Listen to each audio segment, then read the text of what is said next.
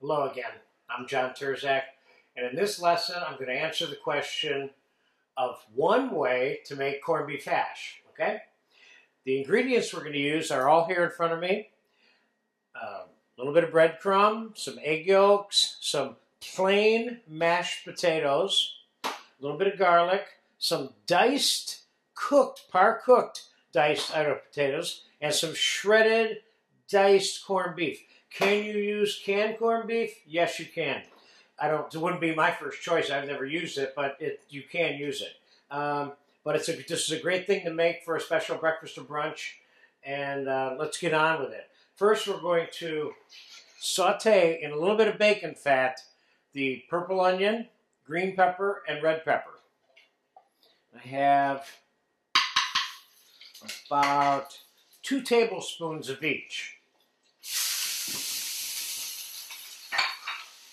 And let's get right to mixing the ingredients. First, the just shy of 2 cups of corned beef, the just a little bit more than 1 cup of the mashed potatoes, and about 3/4 of a cup of the diced potatoes. And we're going to put these vegetables and that bacon fat right in there. Was quick and easy. And I'm going to throw a teaspoon of garlic in here. Maybe 2 teaspoons of garlic. One doesn't seem like it's enough. And the 3 egg yolks from extra large eggs. And a little bit of breadcrumb, maybe 2 or 3 tablespoons. But we're going to mix this together and see how I feel, whether or not we need more breadcrumb to make it a little bit tighter now. Now, I'm going to get this all mixed together before I season it with salt and pepper.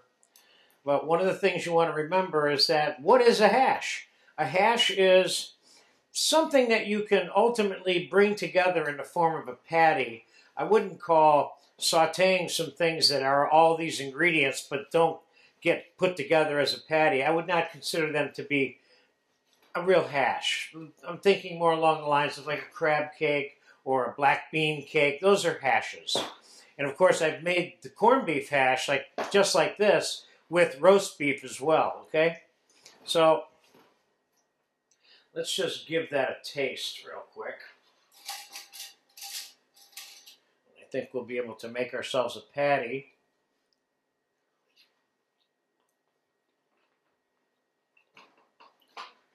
This is good. Let's put some salt in it.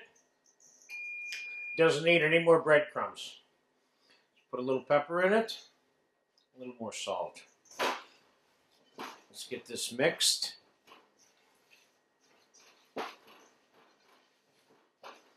Okay, we're going to serve this with a poached egg on it with some Béarnaise sauce when it's all said and done. But first, we're going to saute 1 portion that's going to end up on the plate. I think we probably got enough for about 4 or 5 people for a brunch item here.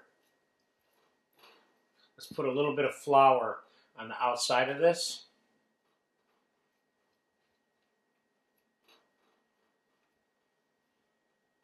Let's put a little more flour. There we go. Now, I'm going to quick saute this. Time to get out of these gloves. Quick saute this in some whole unsalted butter, because I want that buttered flavor on there.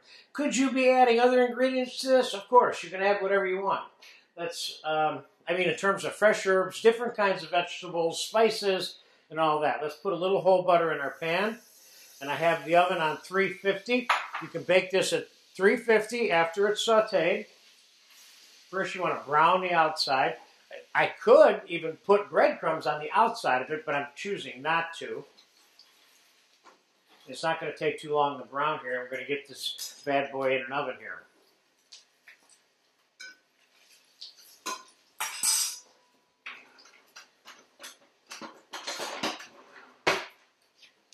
You'll notice that I'm tilting the oil down away from me so I don't splash myself with oil.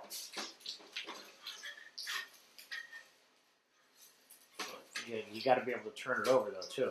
There you go. It's brown on the outside there. It looks good. Now the bottom is going to brown on its own. See what we got here now? Nice corned beef hash patty. Now let's pop this in an oven. Now remember, everything that's in there is basically cooked already. So all we really need to do is heat it through. What we don't want to do is blast this in a hot oven and cause it to expand and fall apart and not stay in the patty shape that we made it in, okay? So we'll be back in about 10 minutes and we'll get it on a plate with a nice poached egg, which you have a lesson for, and some Béarnaise sauce, which you also have a lesson for. So I'll see you in about 10 minutes. Okay, the hash has been in the oven about 10 or 12 minutes. It's done. And down here I have a couple of pre-poached eggs. And these are nice and easy eggs. I'm only going to heat one of these up. But I have an extra one in case I accidentally broke one today, which I didn't think I was going to do. So let's drop this in warm simmering water to reheat. That takes a couple of minutes. And let's get our hash out of the oven and put it on the plate. That looks good. And what I would normally do if I was going to serve a poached egg on top of this is I might make a little indentation like this to make sure I have something to cradle the egg and it'll stay in there. Now, I could have used this container and put all the hash in here, maybe put a little breadcrumbs on it and dotted it with some butter and baked it and served 3 or 4 poached eggs on it with the Béarnaise sauce and served it family style. So it doesn't mean that it has to be a patty. When I mentioned that earlier, what I mean is, though, it has to be adhered together at some level, okay? So let's, that egg's warm enough for me. I like my eggs nice and easy. And this egg is still nice and easy. Now, pre-poaching eggs, to me, is unless you happen to be serving them right then and there, and you have the time and energy for the amount that you have to do that doesn't require you to pre-poach them. But I normally pre-poach them, put them in some cold water, and put them in the fridge. So there's your poached egg brunch, breakfast, whatever you want to call it. And here's a shot of Béarnaise sauce on top of there. Now you certainly could be putting hollandaise sauce on there. Let's put a little bit of parsley on there. You could serve some fresh sliced tomato with this. And so there you have it. I'm going to break that open for you in a minute. And not a minute, right now. Let's take a look and see. Oh, yeah, see, that's a nice, easy egg. Let's get a look at the inside of that hash. There you go. That's nice. Got a nice texture to it. It's not dry. Nice and soft. Okay, there you go. One recipe of mine for corned beef hash that I'm going to eat as soon as you shut that camera off, Richard.